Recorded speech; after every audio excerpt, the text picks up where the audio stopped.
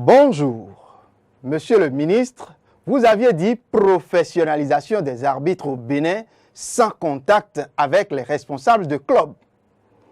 Dans le sillage de tirer certainement les conclusions de la saison footballistique qui vient de connaître son épilogue, le ministre des Sports et le président de la Fédération béninoise de football ont eu une rencontre le 1er juillet 2022 avec tous les arbitres officiants dans les différents championnats nationaux de football béninois. De cette assise qui a permis aux uns et aux autres de se regarder dans la glace et de se dire les vérités qu'il faut, j'ai été fort touché par la responsabilité que ceux-là, les patrons de la fédération et ceux du ministère ont pris vis-à-vis de nos hommes en noir. Ceux-là qui sont presque seuls, chargés de juger et donc de décider parfois, certainement par erreur, du sort d'une rencontre.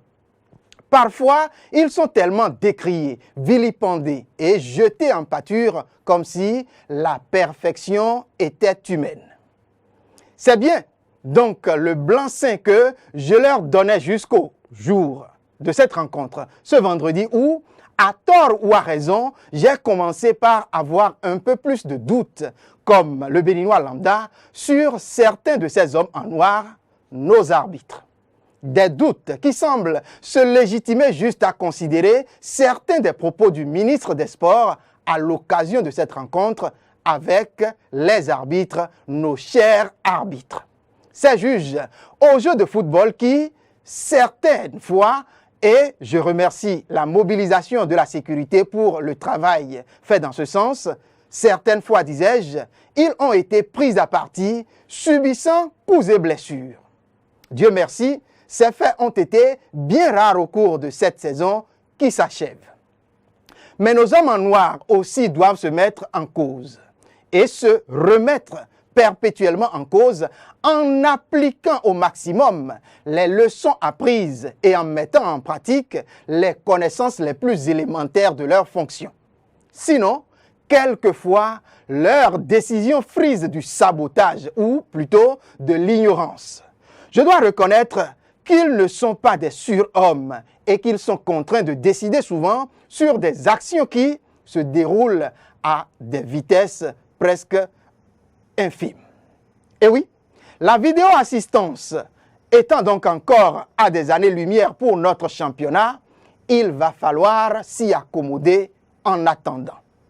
Revenons au fait, ou plutôt de la responsabilité que les dirigeants de la fédération et ceux du ministère ont pris vis-à-vis de ces hommes en noir. Il s'agit de consacrer effectivement la professionnalisation de cette fonction d'arbitre dans notre pays. Cette professionnalisation veut dire que désormais, quand on est arbitre professionnel et on est payé comme tel. Ah oui, ça c'est une bonne nouvelle. Comme vous le savez bien, là où ça sent l'argent, le Béninois veut toujours faire tout pour que ce soit lui, soit l'un, ou plutôt l'une de ses connaissances, pour ne pas dire l'un de ses proches, qui soit en premier sur les lieux. Alors, chers ministres et chers présidents de la fédération, je souhaiterais, comme bien évidemment les milliers de supporters, comme les nombreux férus du foot, comme la masse des Béninois, j'allais dire, qu'un œil très attentif et bien regardant veille depuis la formation jusqu'au processus de sélection. Aucun club qui reçoit, et là je cite le ministre, un match à domicile ne s'occupera de transporter un arbitre. J'ai cru avoir bien lu, bien entendu les propos de mon ministre des Sports, que du lieu d'hébergement au stade, on ne permettra plus que le dirigeant envoie sa voiture chercher un arbitre. Et si un arbitre est surpris dans la voiture d'un dirigeant, quel qu'il soit, c'est une faute lourde. Sauf qu'on peut bien trouver d'autres idées plus biaisées, plus compliquées, plus tordues, et peut-être même pour faire pareille chose sans que on ne puisse s'en rendre compte parce que nous sommes au Bénin. En tout cas, que de très belles idées. Je dirais même que c'est de très belles idées, sauf que dans la réalité, pour qui connaît l'esprit retors et la sournoiserie du Béninois, je crains que ces mesures ne puissent suffire pour limiter les soupçons de match arrangé ou des choses du genre.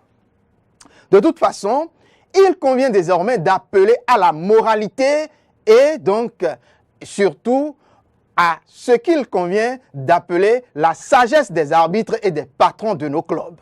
Et surtout, que des sanctions soient bien appliquées pour dissuader de potentielles brebis galeuses. La professionnalisation du football, en général, et celle du corps arbitral passera bien par là. C'est ce que je pense et c'est pourquoi je vous le dis. Au revoir.